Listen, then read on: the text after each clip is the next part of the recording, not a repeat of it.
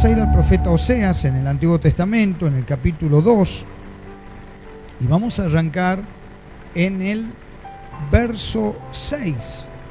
Verso 6.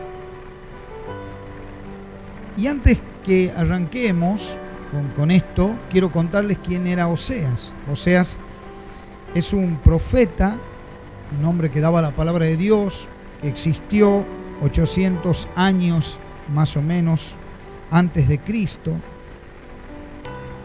Y en su libro él denuncia la infidelidad de su pueblo, ¿no? Usted sabe que la iglesia nace de Jesús en adelante, pero el pueblo de Dios era el pueblo de Israel, era el que daba la apertura a la llegada de esa iglesia.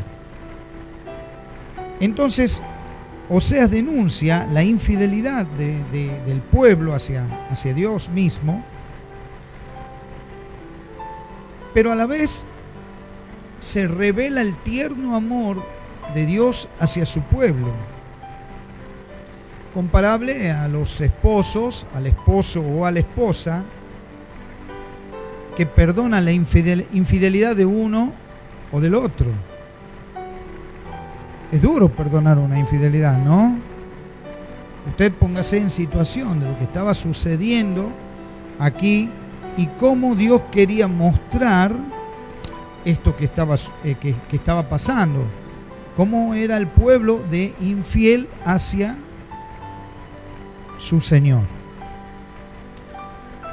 Y a Oseas se le dio una orden muy particular. Dios lo tomó y le dijo: bueno, vos te vas a casar con una mujer que ejerce la prostitución. Miren esa orden para un profeta. Un hombre que daba su vida por la palabra de Dios, de repente le dicen que se tiene que casar con una mujer que era prostituta. Ahora, ¿qué quería mostrar Dios?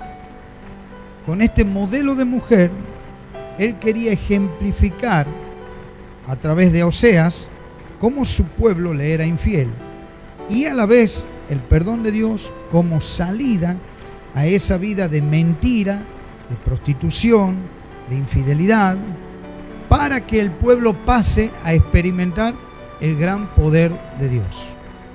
Amén. ¿Me ha seguido, no? Entonces, estaba complicado, Oseas tenía una complicación en su vida, pero era la manera donde Dios iba a hablar a través de este hombre que iba a llevar la palabra al pueblo. Y quiero arrancar con esto y luego lo vamos a ir explicando. Versículo 6 del capítulo 2 dice: por eso le cerraré el paso con espinos, la encerraré para que no encuentre el camino. Verso 7. Seguimos. Con ardor perseguirá a sus amantes y al no encontrarlos dirá: prefiero volver con mi primer esposo, porque antes me iba mejor que ahora. 8.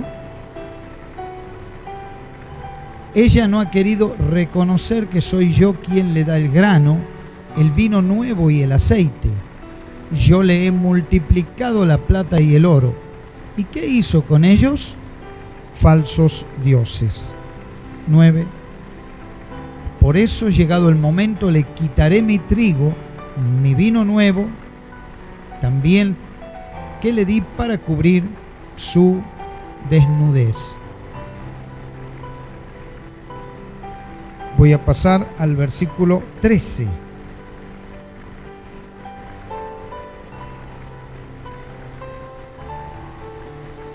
La llamaré a cuentas por los días en que quemaba ofrendas a sus falsos dioses, cuando se adornaba con zarcillos y joyas, y olvidándose de mí se iba tras sus amantes, afirma el Señor. Verso 14. Vamos a ir hasta el 17. Por eso ahora voy a seducirla, me la llevaré al desierto y le hablaré con ternura. Allí le devolveré sus viñedos y convertiré el valle de la desgracia en el paso de la esperanza. Allí me corresponderá como en los días de su juventud, como en el día en que salió de Egipto. En aquel día, afirma el Señor, ya no me llamarás mi Señor, sino que me dirás esposo mío. Verso 17. Te quitaré de los labios el nombre de tus falsos dioses y nunca más volverás a invocarlos. Paso al verso 19. Yo te haré mi esposa para siempre y te daré como dote el derecho, la justicia, el amor y la compasión. 20. Te daré como dote mi fidelidad y entonces conocerás al Señor. Hasta aquí nomás la palabra de Dios. Y quizás les resulte raro escuchar un poco estas palabras. Son palabras proféticas, son palabras donde el Señor apunta a una nueva vida, pero también va mostrando cómo la infidelidad del pueblo tiene una consecuencia. Miren, la decisión que uno toma en la vida no está divorciada de las consecuencias que se vienen después. ¿Me va siguiendo? Toda decisión que uno toma tiene consecuencias. Aquí había una infidelidad, el pueblo estaba metido en muchas cosas, en falsos dioses, en declarar otras cosas que no sea el amor de Dios. Y por eso es importante que la iglesia sepa levantarse en estos tiempos como baluarte, como columna y baluarte de la verdad. La iglesia se levanta en medio de tantos problemas para declarar que hay un Dios que ama y que restaura. Amén. Por eso es que usted ha venido aquí. En este momento la gente que viene a la iglesia no viene a jugar. La gente que viene a la iglesia viene a un cambio de vida. Yo veía las personas cuando habló mi esposa, muchos estaban realmente tocados. ¿Pero por qué? Porque uno viene a eso, a que Dios confronte con la palabra y ya vaya produciendo en nosotros un tipo de apercibimiento, a abrir nuestros ojos para poder decir: Señor, la verdad que estaba ciego o estaba ciega. Me llamó mucho la atención porque nosotros decimos: Dios te devolverá lo que el diablo te quitó, ¿no? Porque realmente el diablo es enemigo de nuestras almas. Pero acá en el verso 6, cuando arranca la palabra, y quiero que lo volvamos a poner, dice: por eso les cerraré el paso con espinos. Mire lo que está haciendo Dios. Está poniendo espinos a nuestro paso. La encerraré para que no encuentre el camino. Y nosotros diríamos: pero qué Dios castigador y de malo, ¿no? Porque eso sale desde el corazón del hombre y de la mujer. Es un Dios castigador, es un Dios malo. Y seguido a ver en el camino los espinos y ver que no tiene salida, no sabe hacia dónde va a ir, el ser humano busca caminos alternativos. Es lo que hizo Adán y Eva cuando salieron del Edén. Buscaron ser sus propios amos y sus propios dueños. Cuando todo se hubiese simplificado, si pedían perdón y se encontraban con el Papá Celestial. Amén. Entonces Dios dice: la encerraré, le cerraré el paso con espinos. Hay problemas en nuestra vida. Hay peleas en nuestro matrimonio. Hay problemas con los hijos. Hay problemas porque mi situación financiera ha fracasado. Ya no voy a buscar a Dios porque cada vez que quiero seguir a Dios me va peor. Creo que esto lo hemos escuchado muchas veces. Entonces el verso 7 empieza a desarrollarse y dice así, de esta manera: por favor, 7. Con ardor perseguirá a sus amantes. Va a perseguir su propia filosofía, va a perseguir su propio yo, va a querer seguir hacia su propio horizonte. No sé si usted escuchó esta frase. Con mi trabajo, yo lo hice por mi esfuerzo. Lo logré porque yo me esforcé.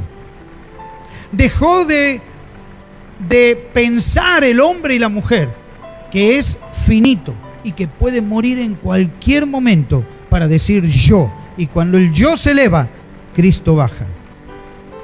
Cuando debiera ser exactamente al revés.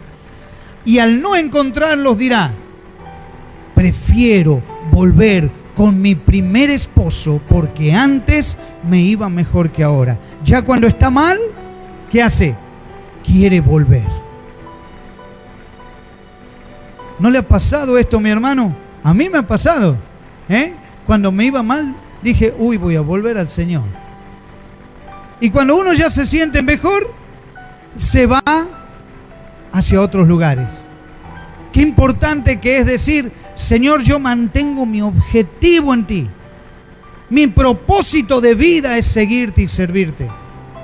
Mi propósito de vida es no quedarme quieto, sino amarte cada vez más, adorarte cada vez más. Y en medio de tantos problemas, de tantas crisis, de tantas pandemias, decir, con Cristo somos más que vencedores. Amén. Aleluya. A Él es la gloria. A Él es la gloria.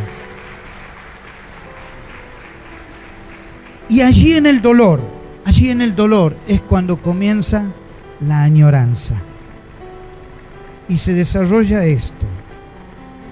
Dice el verso 8.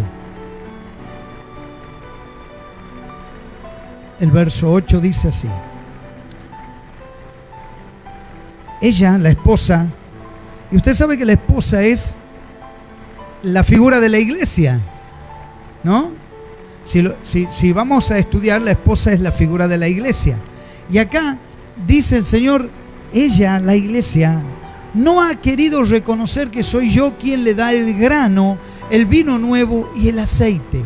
Yo le he multiplicado la plata y el oro. ¿Y qué hizo con ellos?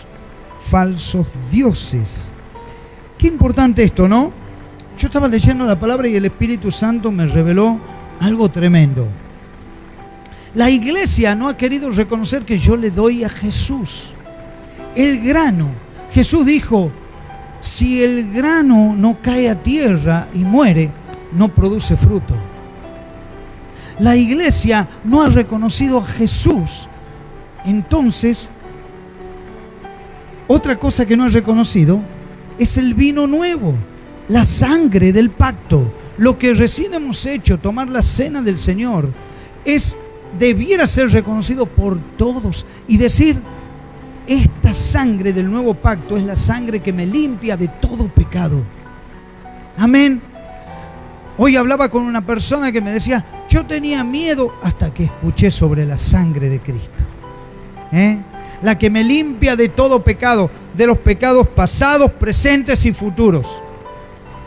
Y Dios dice también, no quiso reconocer o tomar el aceite, no quiso ver que yo le daba el aceite. El aceite es el símbolo del Espíritu Santo, el aceite sanador, el aceite que cubrió las heridas de aquel personaje, de aquella persona que fue herido por malhechores, y vino un samaritano y lo cargó en su caballo, en su montura lo llevó y sanó sus heridas con aceite. Y la iglesia muchas veces no quiere reconocer que el Espíritu Santo está ahí para sanarnos y limpiarnos las heridas.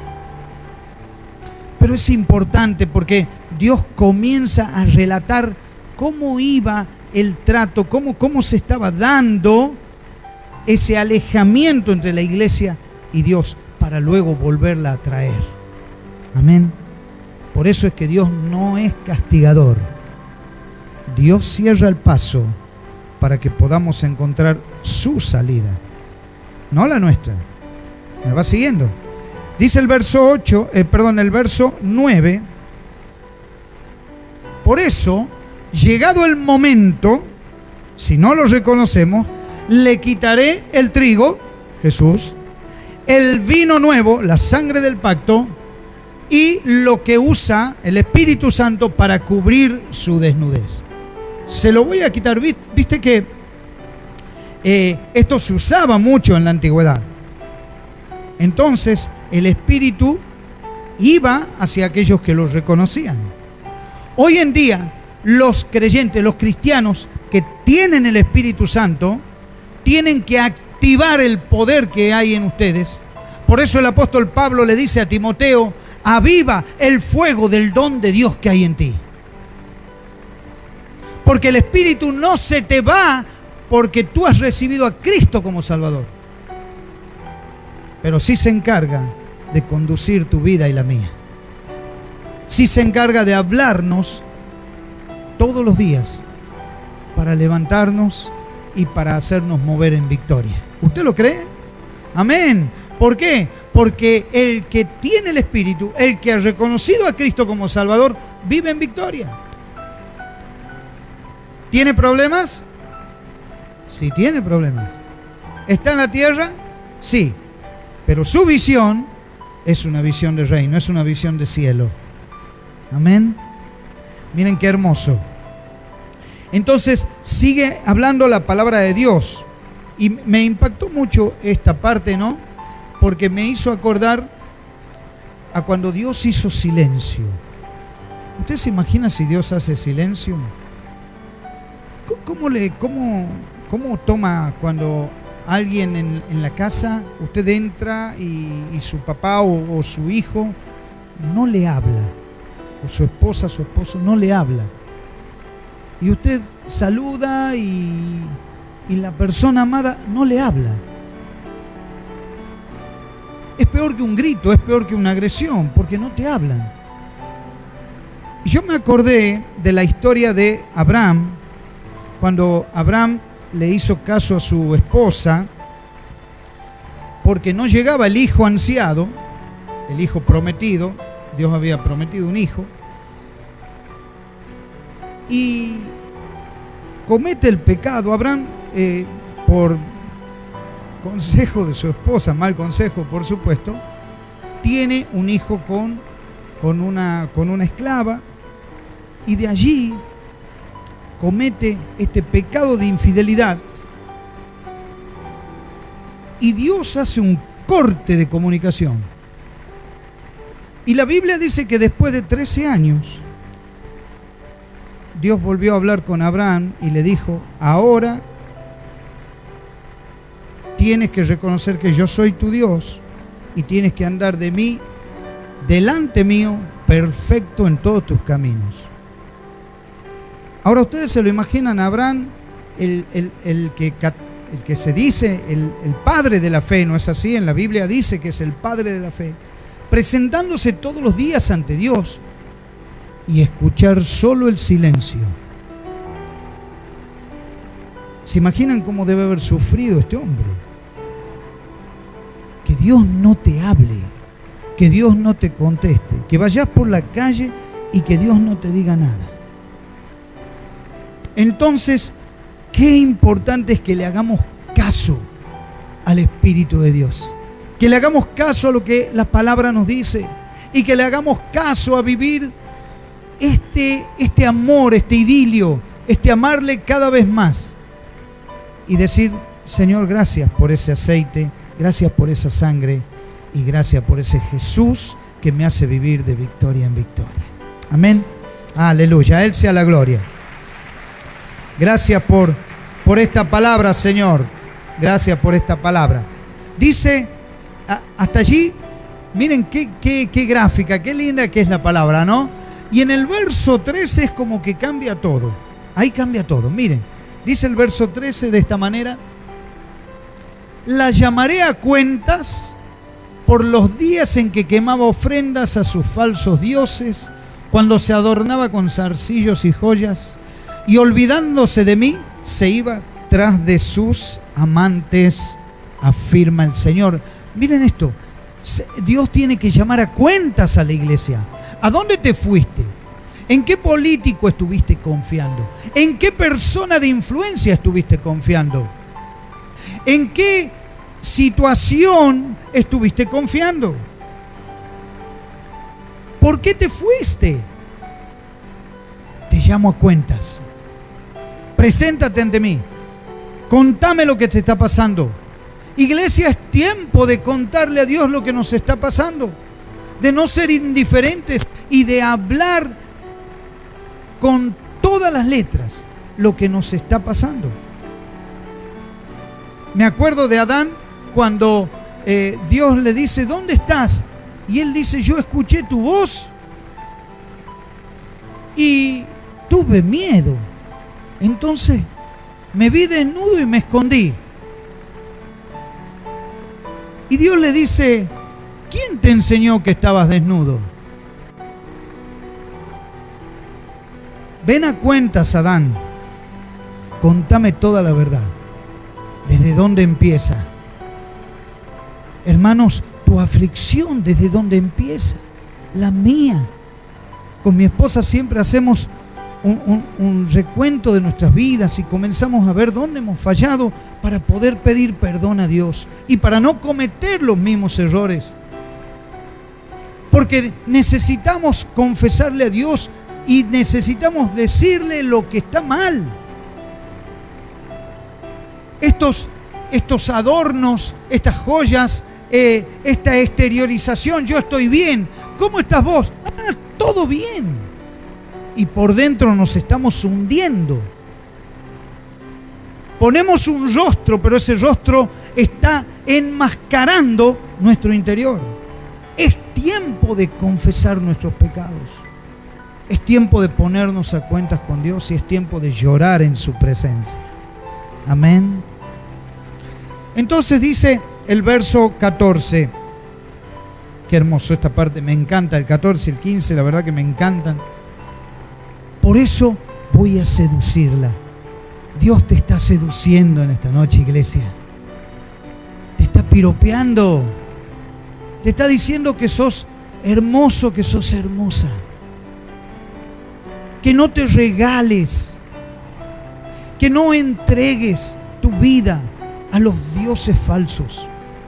Que no entregues tu vida a todo aquello que es banal. Yo me acordé hoy de mi cabello. Me veía en fotos con el cabello negro y digo, mirá, quiere decir que estoy pasando por esta vida. Y quiere decir, hermanos, que somos una foto. Te sacás una foto hace 20 años, tenés un rostro. Te sacás una foto 2 años después, tenés otro rostro. Tenés otro cuerpo. Tenés otra fisonomía. Hasta que un día ya no estás. Entonces es tiempo de dejarme seducir. ¿Por qué? Porque hay un Dios que me ama y que me hace vivir victorioso, que me hace vivir una vida de amor, que me hace vivir con propósito y que me dice, cuando llegues a mi presencia vas a ver tantas cosas lindas que has podido vivir conmigo. Señor, pero acá voy a estar mejor que en la tierra. Y Él me va a decir, pero en la tierra hiciste tu entrenamiento. Aquí ya estás continuando. Por eso es tiempo de confesar y de dejarnos seducir. Me la llevaré al desierto y le hablaré con ternura. Usted sabe que me impacta esta palabra. Dios te lleva a donde te arde, a donde estás con sed de Él, a donde puedes morir si no te abrazas a la fuente de agua viva. Mujer, dame de beber. ¿Quién eres tú que me pides a mí de beber? Tú eres un judío, yo soy una samaritana. Si supieras quién te está hablando, Él te daría de beber, y esta agua nunca más vas a pedir otra más, nunca, porque de esta agua va a saltar una fuente de vida eterna. Nunca más vas a tener sed. En el desierto, en las pruebas, en los problemas, allí es donde necesitamos que el Señor nos seduzca. ¿Me va siguiendo, iglesia? Amén. Y cuanto más cuando tú dices, me está pasando esto, me está sucediendo esto. Señor, estoy en un desierto. De allí tienes que saber que es Dios el que te va a sacar. Porque Él te llevó hasta ahí. Él te llevó hasta ese desierto. De no creer, ¿no? Pero es así. Y allí te va a seducir. Y allí te va a hablar con ternura. Y te va a decir, aquí estoy yo. Aquí estoy yo. Amén. Miren, verso 15. Vamos a ir un poquito más rápido.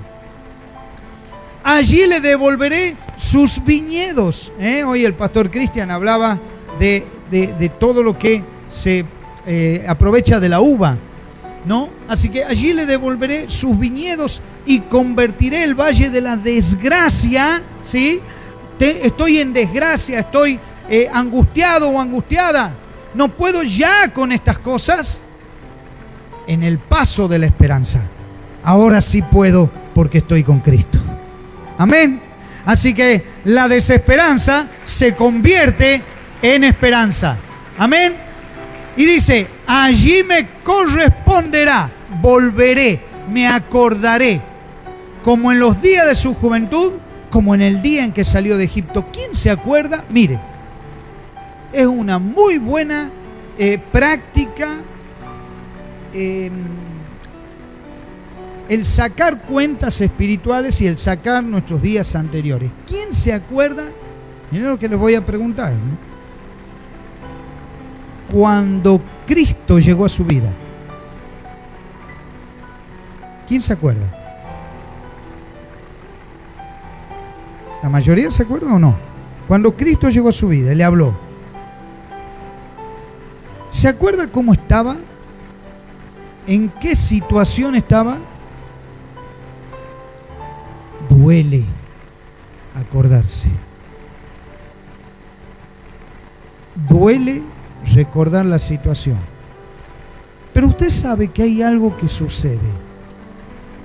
Es como que se nos borra de la memoria, una vez que Cristo llega a la vida, se nos borra de la memoria los malos momentos.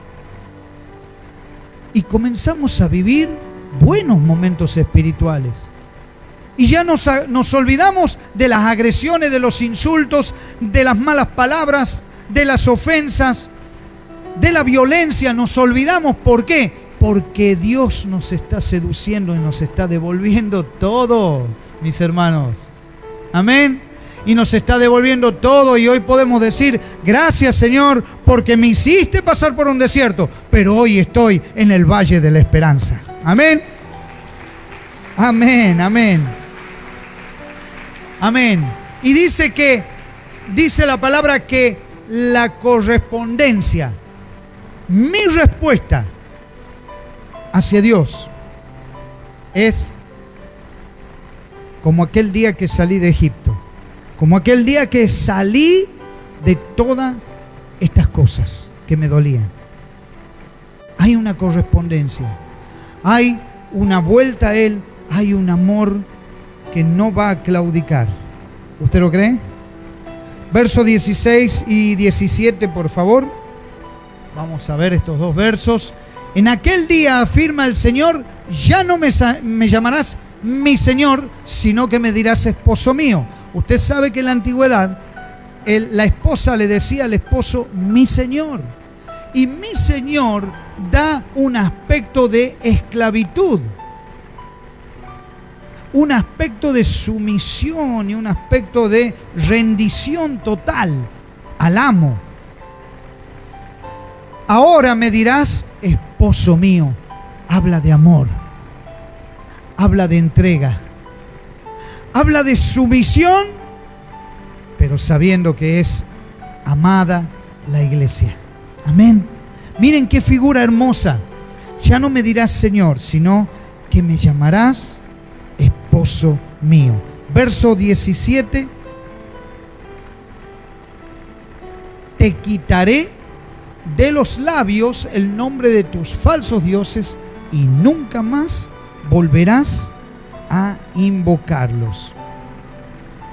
Ya nos tenemos que olvidar de las agresiones nos tenemos que olvidar de las malas palabras, nos tenemos que olvidar de la trampa, de la mentira, nos tenemos que olvidar cuando estábamos ensimismados en tantos temas que no corresponde a lo nuestro.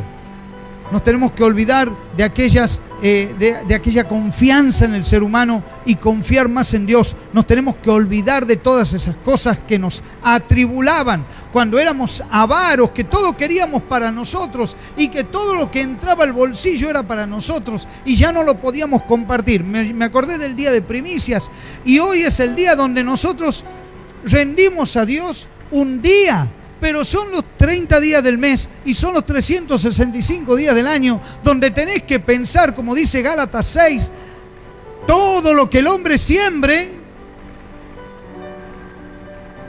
eso también cosechará. Amén. Lo que tú siembres en bondad, vas a cosechar en bondad. Lo que tú siembres en amor al prójimo, lo vas a cosechar de esa manera. Lo que tú siembres en dinero para otros que necesitan, lo vas a cosechar triplemente. Lo que tú siembres en amar a otros, lo vas a cosechar. ¿Quién lo cree eso? Amén. Y lo que tú siembres en amar a tu familia, lo que tú siembres en hablar lo que tengas que hablar, así lo vas a cosechar. Jesús dijo, porque dentro del corazón del ser humano salen los malos pensamientos, los hurtos, las manifestaciones de violencia. Del árbol bueno salen cosas buenas, pero del árbol malo salen cosas malas. Y la iglesia se tiene que olvidar de las cosas malas porque Cristo la salvó. Amén. Amén. Él te ha dado una nueva vida. Aleluya. Él te ha dado una nueva vida. Así que ya no va a haber más falsos dioses, porque Cristo está seduciendo a la iglesia. Qué hermosa figura. Termino con esto, versos 19 y 20. Yo te haré mi esposa para siempre. Amén. ¿Quién dice amén a esto? Cuando Cristo llega a tu vida, te salva y es para siempre. Así que el que está sin Cristo en esta noche puede abrir su corazón y decir, Señor, yo te necesito. Él va a entrar a tu corazón. Y la iglesia tiene que estar orando por eso. Yo te haré mi esposa para siempre. Y te daré como herencia, como dote, el derecho y la justicia, el amor y la compasión. Qué fuerte que es esto. Yo me fui a ver qué es el derecho. Y el derecho es algo que nos corresponde por algo que hayamos hecho o por algún trabajo. Quizás nosotros hacemos un trabajo y se nos paga por derecho. Pero Dios nos da otro derecho. Derecho a pedir, derecho a clamar, derecho a confesión, derecho a declaración, derecho a dejar las cosas malas. Ese es el derecho de Dios. ¿Por qué? Porque el derecho de Dios no te paga, sino que te retribuye porque Él es bueno. ¿Me sigue? Y porque Él es bueno, te da todo ese derecho. Y abre los cielos para que tú tengas el derecho a entrar por ellos. Miren, la palabra en Hebreos dice que entremos confiadamente al trono de la gracia. Entremos confiadamente. Ahí está el derecho. La justicia, ver con equilibrio las cosas. Él tuvo la culpa, ella tiene la culpa. Eso no es así, eso es injusticia. La justicia es ver como Dios ve las cosas. Mi situación me lleva a ver mi debilidad y necesito la fortaleza de Dios. En la justicia de Dios puedo ver objetivamente todo. Puedo ver que también yo estoy involucrada, yo estoy involucrado en esa situación. Pero la justicia de Dios me dice eso, que yo veo con equilibrio. Me acordé de un caso que hace poquito, cuando entró vino un muchacho que arremetió con un cuchillo, tiene problemas de adicciones, ustedes habrán visto esa noticia, y un policía que fue llamado por la madre de este muchacho a intervenir, como lo ve que se le viene encima, le dispara y bueno, y casi muere este muchacho, ¿no? Y ahí comienzan las voces de la justicia. Y yo escuché a hermanos cristianos decir, lo tendría que haber matado. Escuche bien, hermano, esto, porque es realmente de terror. Otros decían, ¿cómo no le disparó en las piernas? No sé, cosas así. Nadie dice qué es lo que tiene que hacer el creyente. El creyente en Cristo actúa diferente. Hay otro tipo de justicia. Nosotros no podemos ir a agredir a las personas para nada. Si alguien lo llama a usted a ejercer justicia, lo llama a que usted ore por alguien. Y si usted va, tiene que saber que hay mucho peligro. Escuche esto, ¿no? Si usted va a ayudar, hay mucho peligro. ¿Por qué? Porque usted va en nombre de Dios y porque el otro está en nombre de los demonios. Y la iglesia tiene que saber esto, que va a ver y a hacer justicia como Dios la hace. Yo me acordaba de la vida de Jesús y cómo por decir la verdad a él lo insultaron, lo escupieron y le pegaron y lo masacraron. Y en un momento dado él está con el juez, con Pilatos, y le dice, no tienen de qué acusarme. He andado siempre delante de la gente, no tienen de qué acusarme. Entonces Pilato dice, en un momento dado, no encuentro culpa en este hombre. Un juez que no encuentra culpa en un ser humano y sin embargo lo condenan. ¿Sabe por qué? Porque la verdad había llegado a ese lugar. Y cuando a la gente se le dice la verdad, queda confrontada con la verdad. Quiero terminar con esto. Se nos va a dar el amor y la compasión. Amor al prójimo y compasión por otros. Amor y compasión.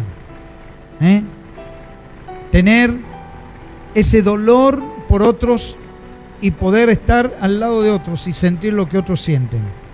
Tenemos que dejar como pueblo de Dios de decir pobrecito, pobrecita, le tengo lástima. Eso no es de Dios. Eso son expresiones vulgares de todos los días. Porque el cristiano actúa. Usted a una persona que tiene necesidades, si no actúa, lo único que está haciendo y dándole una limosna, lo que hace es sacárselo de encima. No está actuando con la justicia de Dios, con el amor y con la compasión. Actuar es levantar a esa persona, sanar su vida, darle una palabra, ofrecerle una oportunidad. Ustedes saben que esto me lleva a mí a acordarme de una cosa. Por ejemplo, cuando nos mandaban a los chicos en adicciones, muchas personas decían, ahí se lo dejamos en el centro de rehabilitación. Y nos dejaban los chicos adictos y nos tiraban los chicos en el centro de rehabilitación. Pero eso es fácil, sacárselos de encima. Lo importante es cómo vas a acompañar a una persona que está enferma. ¿Cómo lo vas a seguir? ¿Cómo lo vas a contener? ¿Cómo vas a acompañar a esa persona por toda una vida? Porque es una vida. Es mucho, ¿no? Es mucho. Es mucho, pero Dios nos llama a esto, a ser diferentes para esta sociedad. Amén. Voy terminando con esto. el último versículo dice, el 20, te daré como dote mi fidelidad. ¿Qué es? Mi fidelidad. A la esposa infiel, a la que ha reconocido sus pecados, a la que ha dejado todo a los pies de la cruz, Él les da la fidelidad de Dios. Y entonces conocerás al Señor. Querido hermano, querida hermana, debes reconocer esa fidelidad que va contigo y conmigo. Y allí conocemos al Señor y todo lo que Él tiene para nosotros. Riqueza de oportunidades, en abundancia, vida en el Espíritu gozoso. No hay hermano o hermana en la iglesia que tenga que estar amargado. Puede tener problemas, todos tenemos problemas. Es con lo que hemos comenzado esta predicación. Todos tenemos problemas, pero debemos estar gozosos en Cristo, porque es parte del desierto de la vida, pero donde ya viene la seducción del Señor. Amén. Él ya está a las puertas para seducirnos y para llevarnos a la vida victoriosa que Él quiere. ¿Usted lo cree, iglesia?